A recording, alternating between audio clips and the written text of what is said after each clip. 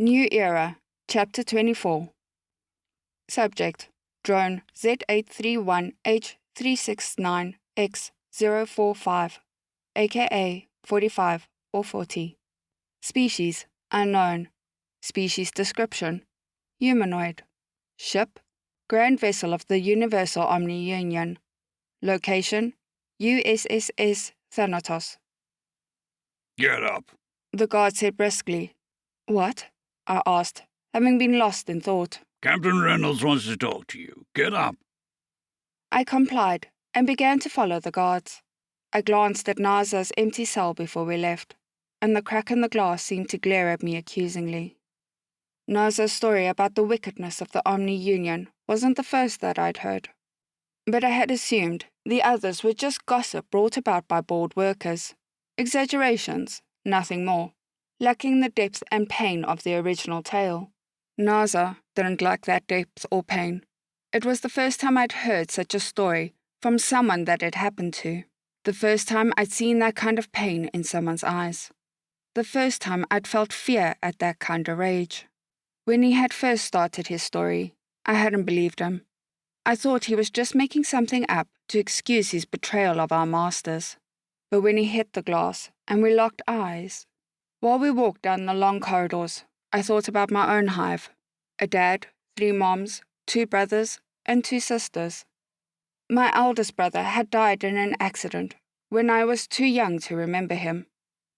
What would that loss have felt like if it happened yesterday? What if it had been my whole hive? What if it hadn't been an accident? Our loyalty to the Omni-Union has been rewarded, though. Conversely, Naza's hive has been disloyal and paid the price for it. They had to have known what they were risking, and the reason Naza feels the way he does is because they left him in the dark. That wasn't the Omni-Union's fault. That was his hive's fault. They chased a dream as foolish as freedom, and it led them straight to their deaths, leaving poor Naza to grieve. His hatred for the Omni-Union is misplaced, but I can understand why he can't hate his loved ones. The door to the interrogation chamber hissed slightly as it opened. I followed the guard in and took my seat at the table, waiting patiently as my arms were secured to the table. Captain Reynolds looked up from his tablet. Hello, drone Z831H396X045. He said, less cheerily than usual. How are your accommodations? I stared back at him. He knew the accommodations were better than the ones I had back on the Grand Vessel. It was humiliating to have better quarters as a prisoner than as a loyal member of the Omni-Union. But he knows that as well. In each interrogation, he would probe like this, trying to cause friction between myself and the Omni-Union, and each time he would fail. I'm stronger than that. Not feeling talkative today? That's odd. You and Naza were having quite a conversation earlier. Perhaps that conversation took a lot out of you? The reminder of Naza hit harder than I thought it would. The snarl on his face, the fury in his eyes, and the crack in the glass all flashed through my memory. But it was his hive's fault, not the Omni-Union's, not mine. I hadn't realized that life on the Grand Vessel was so difficult. You have my sympathies, Reynolds said, sincerity dripping from his voice. I don't want them, I replied coldly. Life on the Grand Vessel isn't difficult. We eat, we work, and we recharge. Everything is scheduled for us. We don't have to try to find things to do. We have a purpose. And what of the drones like Naza?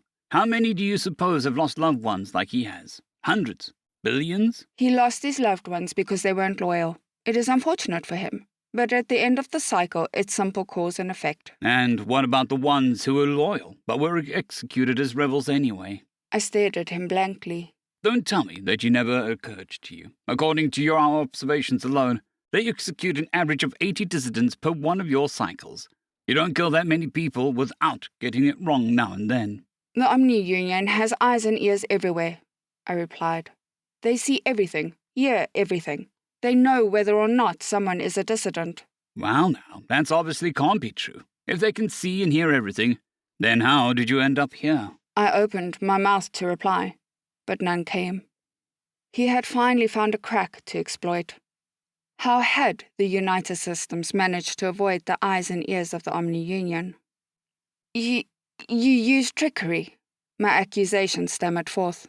Of course we did. But then, so do the dissidents. That's when the games begin, you see. Reynolds leaned back in his chair with a sigh. The OU figures out ways to see through trickery. Then the dissidents come up with new tricks. It's a back and forth between the two, with normal people caught in the middle. If the OU couldn't see and hear us steal you and Nazar away, it means they don't see and hear everything, which means they have to make assumptions about whether or not someone is a dissident. They don't execute drones without hard evidence, I said. Yes, they do.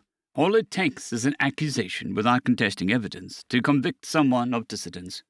If two drones are fighting and one of them is working in an area where security has gone down, the other can simply accuse them of dissidence and get them killed. A shudder ran down my spine. Stories of false accusations were as popular among bored workers as ghost stories. The thought that one could be killed for no reason is terrifying. But all those stories were obviously fiction. They had to be. No, they would know. How? You know for a fact that their security systems aren't infallible. Actually, that brings us to the reason for the sudden interrogation. Reynolds said as he leaned forward again. Before we grabbed you, you were working on one such security system. I stared at the captain as if under a new light. How could he know about that? How long had they been watching me? Wait, if they had been watching me the whole time, why hadn't they asked about this before? No, they had just found this out. But how? Nazar didn't know. Who told them? How do you know that? I demanded. We've made contact with the rebels that are aboard the Grand Vessel. He casually replied. Rebels? What? You're lying.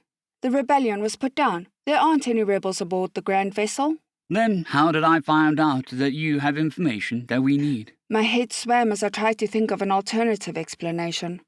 Maybe they found a duty roster somewhere, or maybe they... Wait, information that they need? Not want, but need? What are these idiots planning? I regarded Reynolds with a cold stare. We specifically require the access codes and security schematics that you needed to perform your duties, Reynolds said, matching my expression, then retrieved the information from my corpse. I'm afraid we won't be falling for that. We're well aware of the security protocol that wipes sensitive information from your implants upon your death. We also know that falsing the issue could result in your death and the activation of the aforementioned security protocol. Reynolds' expression turned darker, as if he didn't want to say what he was about to say. Perhaps we need to give you a taste of what the Omni-Union does to its prisoners to gain your cooperation. What?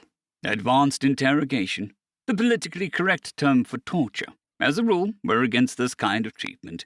But the Omni-Union wants to kill us all, our men, our women, our children, down to the very last infants in its cradle. If you don't give us the information we require, they very well may succeed.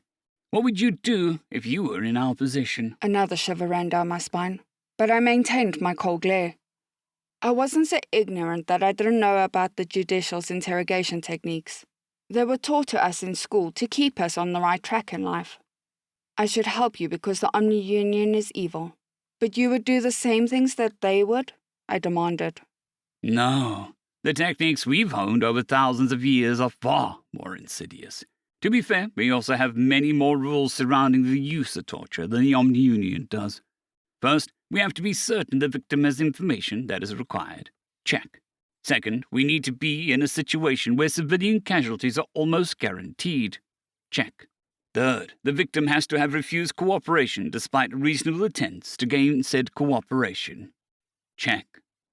To be clear, Forty, I don't want to torture you. We don't want to torture you. But given the choice between your pain and our extinction, we'd be fools not to choose the former. He was speaking as if torturing me was a foregone conclusion. I thought about all the different methods of pain that the judicials inflict on dissidents, and panic began to set in. But I would remain strong, right?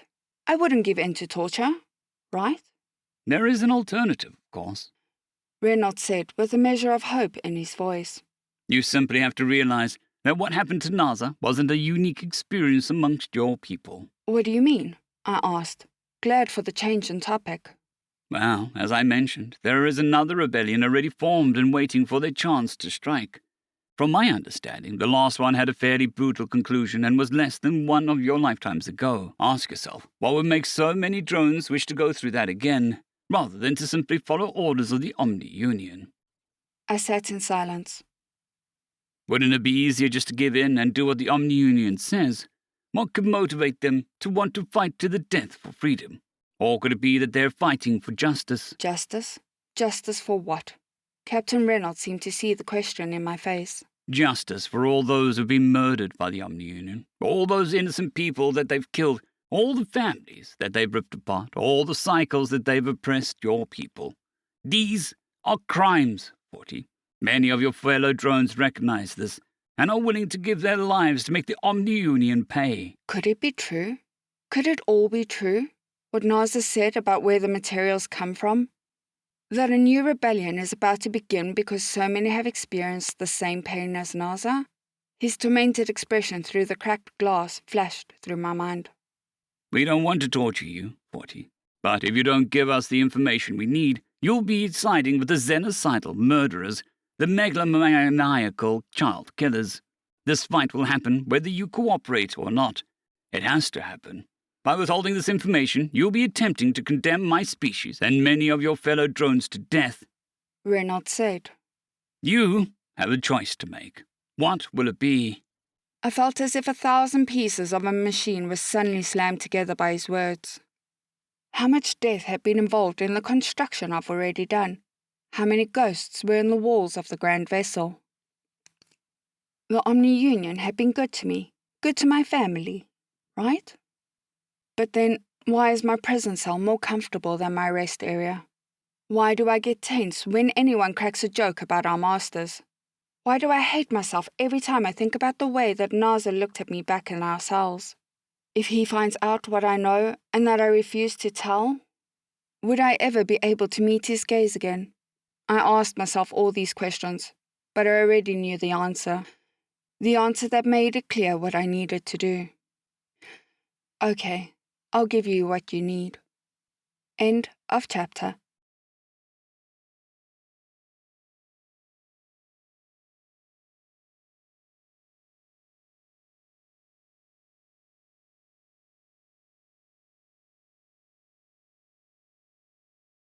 I'd greatly like to thank our Tier 5 channel members, Caspar Arnholtz, John Creighton, Manatharia, 050, Dragzoon WRE, and Elijah Silvercross.